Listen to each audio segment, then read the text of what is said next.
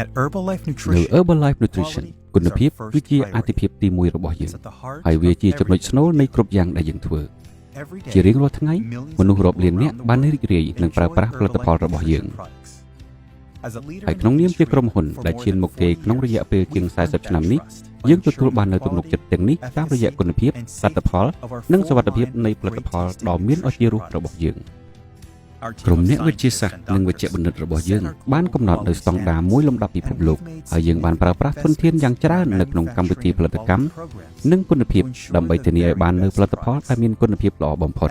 គ្រប់យ៉ាងបានចាប់ផ្ដើមជាមួយនឹងគ្រឿងផ្សំដែលមានគុណភាពផ្ដើមចេញពីការដាំដុះរហូតដល់ការប្រមូលផលយើងមានគ្រប់ព័ត៌មានលម្អិតនៃគ្រឿងផ្សំសម្រាប់ផលិតផលរបស់យើង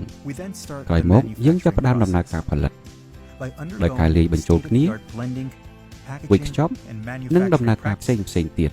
យើងអាចធានាបានថារាល់អតិថិជននឹងទទួលបាននូវគុណភាពល្អដូចគ្នានៅគ្រប់ទីកន្លែងជុំវិញពិភពលោកយើងបន្តធ្វើការវិតម្លៃផលិតផលរបស់យើងនៅគ្រប់ដំណើរការផលិតមិនត្រឹមតែដើម្បីធានានូវគុណភាពនោះទេតែក៏ធានាឲ្យបាននូវភាពស្របច្បាប់និងតម្រូវការសុវត្ថិភាពនៅក្នុងជាង90ប្រទេសជុំវិញពិភពលោកដែលយើងកំពុងមានវត្តមាន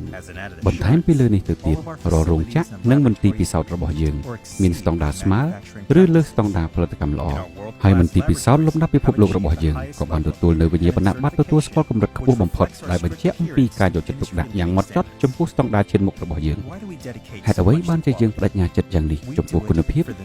យើងធ្វើវាសម្រាប់មនុស្សរាប់លាននាក់ដែលជឿជាក់លើផលិតផលអាហារូបត្ថម្ភរបស់យើងដើម្បីជួយឲ្យពួកគាត់កាន់តែមានសុខភាពល្អ